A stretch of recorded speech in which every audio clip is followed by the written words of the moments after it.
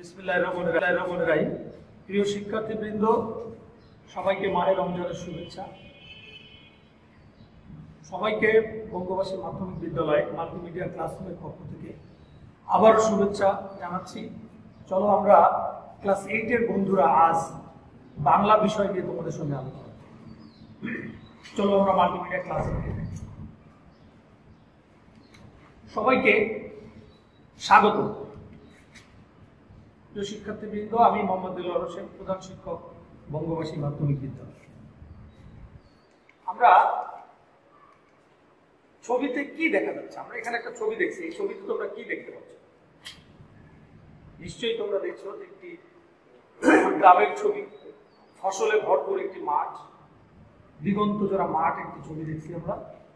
আসলে এটাকে বোঝানো হয়েছে একটি ধানের জমি। জমিতে ধান জন্মেছে, প্রচুর পরিমাণে ধান জন্মেছে। এখানে 2 বিঘা জমি, যে জমিতে ঘর আছে, সামান্য ঘর এবং ঘরের পাশে কিছু গাছপালা। এই 2 বিঘা জমি নিয়ে আলোচনা করবো। এটি লিখেছেন রবীন্দ্রনাথ ঠাকুর। শিখন ফল। এই পাঠ শেষে আমরা কি কি শিখব, কি কি দক্ষতা অর্জন করব, কবির পরিচিতি বর্ণনা করতে পারবে তোমরা। এই আলোচনা শেষে তোমরা রবীন্দ্রনাথ ঠাকুরের পরিচয় বলতে পারবে। নির্বাচিত কবিতাংশটুকু শুদ্ধ উচ্চারণে করতে পারবে। নতুন শব্দগুলোর অর্থসহ বাক্য ও অনুচ্ছেদ গঠন করতে পারবে। কবিতাংশের চরণসমূহের ভাবার্থ বিশ্লেষণ করতে পারবে। এটি হচ্ছে আমাদের শিখন ফল, আউটকামস। আমরা দেখছি রবীন্দ্রনাথ ঠাকুর, আমরা সবাই চিনি বিশ্বকবি রবীন্দ্রনাথ ঠাকুর। তার জন্ম 1861 খ্রিস্টাব্দে কলকাতার জোড়াসাঁকো। সাহিত্যের ক্ষেত্রে কবিতা, সঙ্গীত, ছোট গল্প, উপন্যাস, নাটক, প্রবন্ধ, ভ্রমণ কাহিনী এবং রম্য রচনা তার অনবদ্য সৃষ্টি। পরিচিতি। রবীন্দ্রনাথ ঠাকুর কবি হিসেবে যেমনি পরিচিত ছিলেন, তেমনি তিনি ছিলেন একজন দার্শনিক, একজন গীতিকার, একজন সুরকার, একজন শিক্ষাবিদ, চিত্রশিল্পী, নাট্য প্রযোজক ও অভিনেতা। তিনি অনেক কাজ তার জীবনে করেছেন। আমাদের এই যে বাংলাদেশের যে জাতীয় সঙ্গীত, এই অমর সৃষ্টি তারই রচিত। তিনি রচনা করেছিলেন আমাদের জাতীয় সঙ্গীত, আমার সোনার বাংলা, আমি তোমায় ভালোবাসি। তিনি জীবনে অনেক পুরস্কার পেয়েছেন। 1913 সালে ইংরেজিতে অনুদিত গীতাঞ্জলি কাব্যের জন্য তিনি নোবেল পুরস্কার প্রাপ্ত। তিনি একমাত্র বাঙালি যিনি নোবেল পুরস্কার প্রাপ্ত হয়েছিলেন সেই সময়। তার মৃত্যু 1941 খ্রিস্টাব্দে, অর্থাৎ 1941 খ্রিস্টাব্দে বিশ্বকবি রবীন্দ্রনাথ ঠাকুর এই পৃথিবীর মায়া ত্যাগ করে পরলোকে চলে যান। আদর্শ পাঠ। আমরা এখন এই কবিতা একটি আবৃত্তি শুনব। আমরা এই অধ্যায়টিকে 2টি অংশে ভাগ করেছি। প্রথম অংশের এই কবিতাটুকু আমরা শুনব। তোমরা মনোযোগ সহকারে কবিতাটি শোনো। শুধু বিখে দুই ছিল মোর ভুঁই, আর সবই গেছে ঋণে। বাবু বলিলেন, বুঝেছ উপেন, এ জমি লইব কিনে। কহিলাম আমি, তুমি ভূস্বামী, ভূমির অন্ত নাই। চেয়ে দেখো মোর, আছে বড় জোর, মরিবার মতো ঠাঁই। শুনি রাজা কহে, বাপু জানো তো হে, করেছি বাগান খানা, পেলে 2 বিঘে, প্রস্থে ও দীঘে সমান হইবে টানা, ও ওটা দিতে হবে। কহিলাম তবে, বক্ষে জুড়িয়া পানি, সজল চক্ষে, করুণ রক্ষে, গরিবের ভিটেখানি। সপ্তপুরুষে যেথায় মানুষ, সে মাটি সোনার বাড়া, দৈন্যের দায়ে বেঁচে বসে মায়ে, এমনই লক্ষ্মী ছাড়া। আঁখি করি লাল রাজা ক্ষণকাল রহিল মৌন ভাবে, কহিলেন শেষে ক্রুর হাসি হেসে, আচ্ছা সে দেখা যাবে। পরে মাস দেড়ে ভিটে বাটি ছেড়ে বাহির হইন পথে, করিল বিক্রি সকলি বিক্রি মিথ্যা দেনার ক্ষতে। এ জগতে হায় সেই বেশি চায়, আছে যার ভুরি ভুরি, রাজার হস্ত করে সমস্ত কাঙালের ধন চুরি। মনে ভাবিলাম মোরে ভগবান রাখিবে না মোহ গর্তে, তাই লিখে দিল বিশ্ব নিখিল দুবিখার পরিবর্তে। সন্ন্যাসী বেশে ফিরি দেশে দেশে হইয়া সাধুর শিষ্য, কত হেরিলাম মনোহর ধাম কত মনোরম দৃশ্য। ভূধরে সাগরে বিজনে নগরে যখন যেখানে ভ্রমি, তবু নিশি দিনে ভুলিতে পারিনি সেই 2 বিঘা জমি। হাটে মাঠে বাটে এই মতো কাটে বছর 15-16। একদিন শেষে ফিরিবারে দেশে বড়ই বাসনা হলো। নম নম নম সুন্দরী মম জননী বঙ্গভূমি, গঙ্গার তীর স্নিগ্ধ সমীর জীবন চূড়ালে তুমি। অবারিত মাঠ গগন ললাট চুমে তব পদধূলি, ছায়া শুনিবীর শান্তির নীর ছোট ছোট গ্রামগুলি। পল্লব ঘন আম্র কানন রাখালের খেলা গেহ, স্তব্ধ অপল দিঘি কালো জল নিশীথ শীতল স্নেহ। বুক ভরা মধু বঙ্গের বধূ জল লয়ে যায় ঘরে, মা বলিতে প্রাণ করে আনচান চোখে আসে জল ভরে। ধন্যবাদ প্রিয় শিক্ষার্থীবৃন্দ, তোমরা মনোযোগ দিয়ে এই কবিতার আবৃত্তিটুকু শুনলে। এবার আমরা সরব পাঠে যাব। তোমরা 5 মিনিট সবাই যেটুকু তোমরা আবৃত্তি শুনলে সেই অংশটুকু নিজেরা একবার আবৃত্তি করো। তোমরা নিজেদের বইয়ের সামনে রেখে তোমরা এই আবৃত্তিটুকু শেষ করবে। তোমাদের সময় 5 মিনিট। আজকের এই কবিতার এই পাঠের আমরা যে পাঠটুকু শুনলাম সেখানে কিছু নতুন নতুন শব্দ এসেছে। চলো আমরা সেই শব্দের অর্থগুলো জেনে নেই। এখানে বক্ষে জুড়িয়া পানি অর্থাৎ বুকে জোর হাত রেখে অনুনয় করে। বক্ষে জুড়িয়া পানি মানে বুকের উপর 2 হাত জোর করে অনুনয় করা। ক্রূর, ক্রূর মানে হচ্ছে নিষ্ঠুর, নিষ্ঠুর। কাঙাল, এখানে আমরা দেখছি কিছু ছিন্নমূল মানুষ রাস্তায় শুয়ে আছে, অর্থাৎ তারা নিঃস্ব, তাদের ঘর বাড়ি আবাসস্থল কিছুই নাই, এই জন্য তাদেরকে বলা হয়েছে কাঙাল অর্থাৎ নিঃস্ব। এই বিষয়টি এখানে বোঝানো হয়েছে। আমরা দেখছি ভূধর, এখানে আমরা ভূধর মানে হচ্ছে পর্বত অর্থাৎ সুউচ্চ পর্বতমালা, এটা হচ্ছে ভূধর।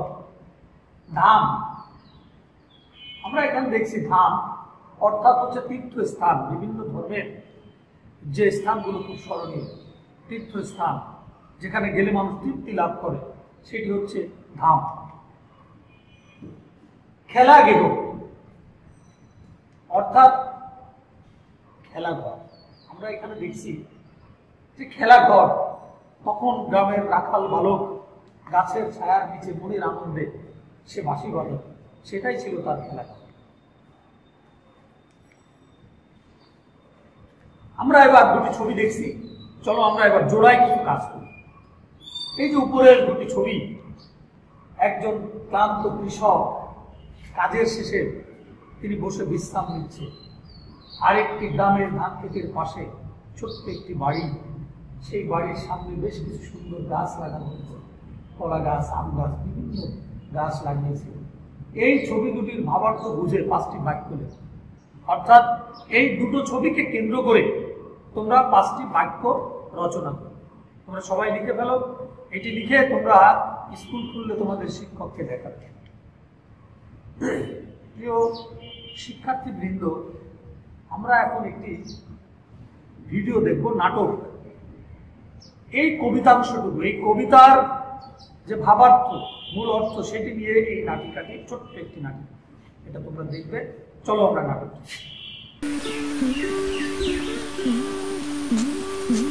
উপেন, এই উপেন, রে বাড়িতে আছিস নাকি? কিরে সারা দিচ্ছিস না যে? এই বেরিয়ে এসে দে, পদ্মবাবু এসেছেন। এ কি, আমার কি সৌভাগ্য, গরিবের বাড়িতে আপনার শ্রীচরণের ধুলো পড়েছে। শুধু বক বক করবি না, এই কর্তব্যের জন্য বসার কিছু একটা ব্যবস্থা করবি? হ্যাঁ হ্যাঁ হ্যাঁ হ্যাঁ, আমি করছি, আমি ব্যবস্থা। থাক, শোন উপেন, তুই তো জানিস ফুল আমি কত ভালোবাসি। দেশ বিদেশ হতে বাহারি ফুলের চারা এনে ভাবছি বাগান করব। যে কেউ দেখে কিনা ভাবে বাগান বটে। কর্তাবাবু, এই আপনার বাগানের ধারে কাছে স্বর্গের নন্দন কাননও কিন্তু পাত্তা পাবে না। কি বলো হে উপেন? খুব ভালো হবে, গ্রামের মানও বাড়বে। তবে একটা সমস্যা আছে, বাগান করতে তো জমি চাই। আমার পতির জমিটা তোর জমির সাথেই, তাই ভাবছি তোর 2 বিঘা জমি আমার পতির জমিটার সাথে মিলিয়ে। কর্তাবাবু, তোর সম্বল বলতে তো এই ঘরটাই আছে। তুই একা মানুষ, এত বড় জমি দিয়ে করবি কি? তাই ভাবছি তোর জমিটা আমি কিনে নেব, তোর উপকার হবে। হ্যাঁ, আর কর্তাবাবু সেখানে বাগানও হবে, আর তুইও 1 গাদা টাকা পাবি। না না কর্তাবাবু, আমাকে ক্ষমা করবেন, এই জমি ভিটে আমি বিক্রি করতে পারবো না। যত বড় মুখ না তত বড় কথা। এই যে আমার 7 পুরুষের ভিটে, না না না না, এই জমি আমি বিক্রি করতে পারবো না, কিছুতেই পারবো না কর্তাবাবু। ঠিক আছে, দেখা যাবে। চলো নীলাম্বর। ধন্যবাদ। তোমরা সবাই সুন্দরভাবে নাটকটি দেখলে এবং তোমরা উপলব্ধি করতে পারলে যে আসলে কবিতাটিতে কি বোঝানো হয়েছে।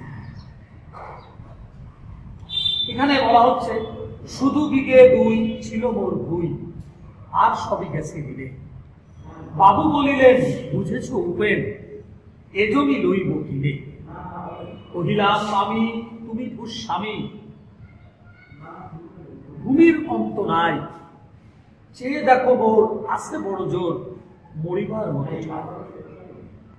শুনি রাজা কহে, বাপু জানো তো হে, করেছি বাগান খানা। পেলে 2 বিঘে, প্রস্তেও দিঘে, সমান হইবে টাকা।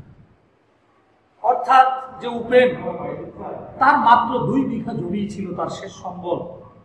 তার জীবনের শেষ সম্বলটুকু ওই 2 বিঘা জমি নিয়ে। কিন্তু বাবু জোর করে সেই জমিটি তার কাছে কিনে নিতে চাইলেন। উপেন যখন বিনয় করে বলল যে বাবু, এটাই তো আমার শেষ সম্বল, এটা নিলে আমি কোথায় যাব, কোথায় থাকবো? বাবু শুনতে নারাজ। সে বলল, অনেক শখ করে একটি বাগান করেছি, সেই বাগানের তুমি যদি এই 2 বিঘা দাও, তাহলে দৈর্ঘ্যে এবং প্রস্থে বাগানটি সুন্দর হবে, তাই আমাকে এটা নিতেই হবে। ওটা দিতে হবে। কহিলাম তবে বক্ষে জড়িয়া পানি, সজল চক্ষে করুন রক্ষে গরিবের ভিটেখানি। সপ্তপুরুর যেথায় মানুষ, সে মাটি সোনার ভাড়া। দণ্ডের দায়ে বেঁচে বসে মায়ে, এমনই লক্ষ্মী ছাড়া। আখি করি লাল, রাজা ক্ষণকাল রহিল মৌন ভাবে। কহিলেন শেষে করুণ হাসি হেসে, আচ্ছা সে দেখা যাবে। উপেন যখন বিনয়ের সাথে বলল, যেটি তার বাপ দাদার পৈতৃক সম্পত্তি, তার বংশ পরাক্রমে তারা এই জমিকে কেন্দ্র করেই রয়েছে, সে এতই স্বার্থপর যে জমিটা তাকে বেচতে হবে, এটা মোটেই না।